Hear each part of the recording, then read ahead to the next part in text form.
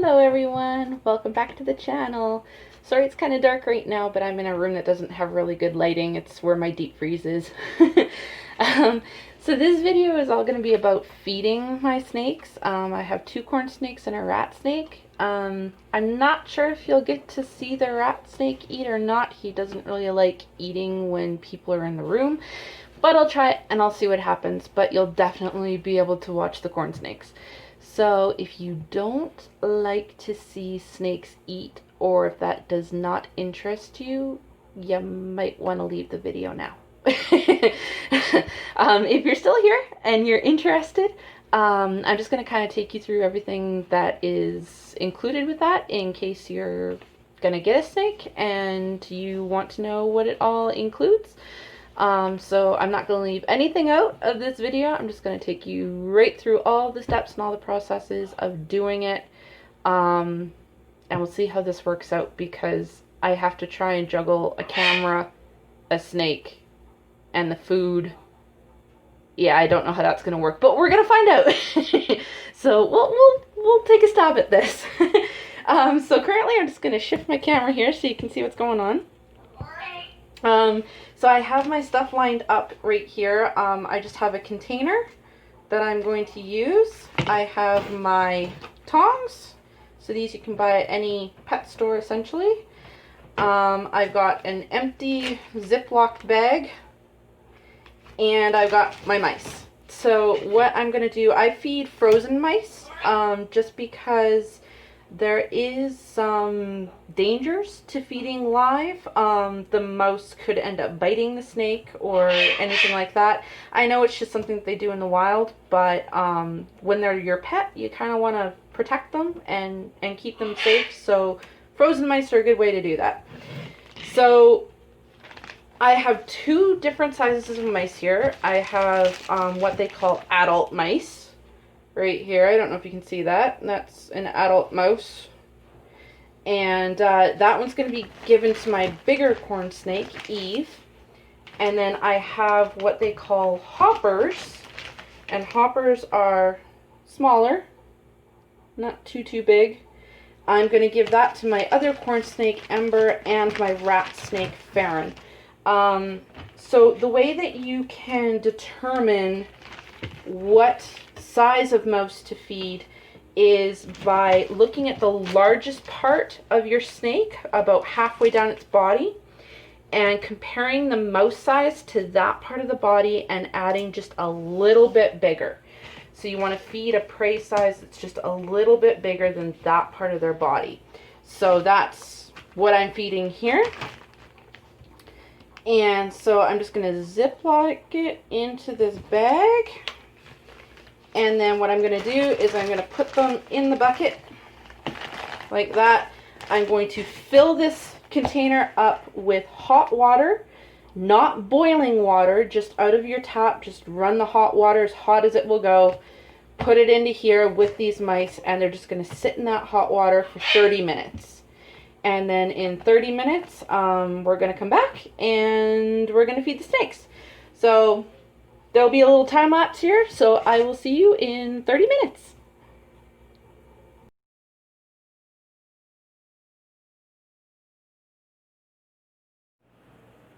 Okay, we're back after 30 minutes.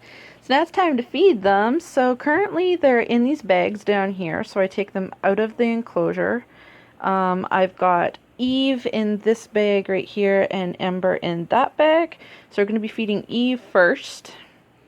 So over in their enclosures, over here, I've just put two plates, just normal plates. And no, I don't use them for anything else. This is just for snakes. With their mice on them. So one on one side, one on the other. Farron's mouse is still out. We'll give him his in a minute. So what I'm going to do is I'm just going to set up the camera, hopefully, and we're going to feed snakes. So while they're eating, I might speed up the video just because it takes them like 5 to 10 minutes to eat. So if I left it at like real time, this video would be very long. So I'm just going to get Eve out here, and we're gonna feed some snakes. Yeah, they're gonna strike the mouse, and then they're going to wrap around the mouse. And that's how they would do it. They would bite and then wrap and essentially suffocate the mice, and then eat them. So that's what they're gonna do now. So here we go.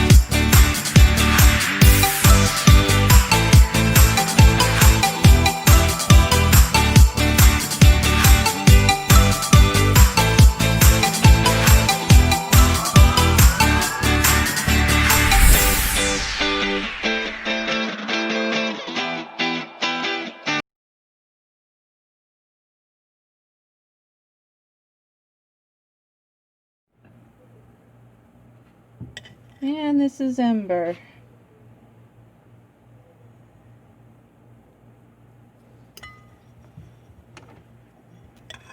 Nice clean strike. Get her off my hand. Give it a few wiggles to make sure she's eating.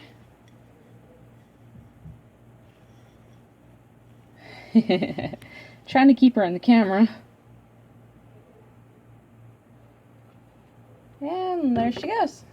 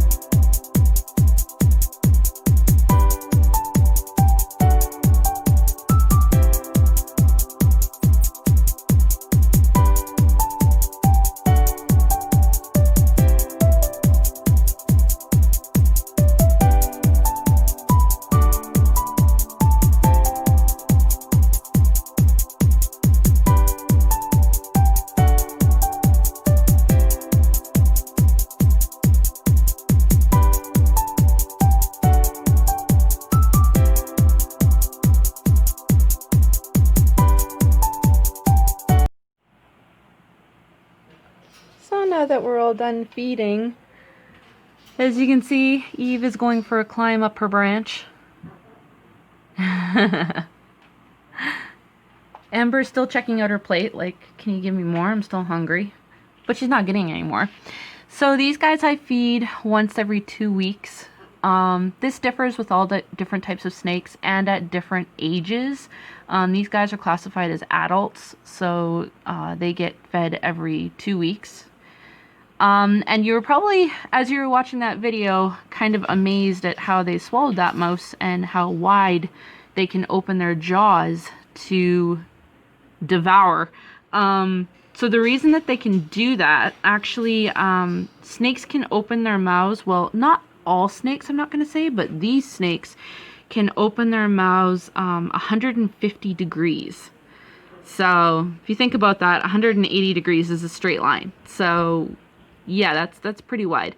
The reason that they can do that is because their jaws are not, the jawbone is not connected by bone to the skull. It's connected by ligaments.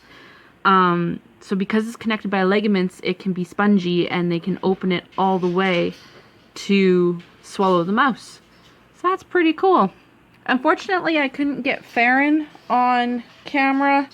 He would not eat with me in the room, so I couldn't do him. But at least you got to see these two. So she's going back to the hot side of her tank to digest her meal. So after you've fed the corn snakes, I cannot hold them for 48 hours now. They have to digest that food, and holding them could make them regurgitate the food, which would not be good for them. So now they just stay in their tank, digest, be happy, soak in the heat, and that's how you feed a corn snake. Thank you for tuning in. If you enjoyed that, give it a like. Subscribe to my Instagram and Twitter. The links are in the description box of the video. And I will have another video up for you soon.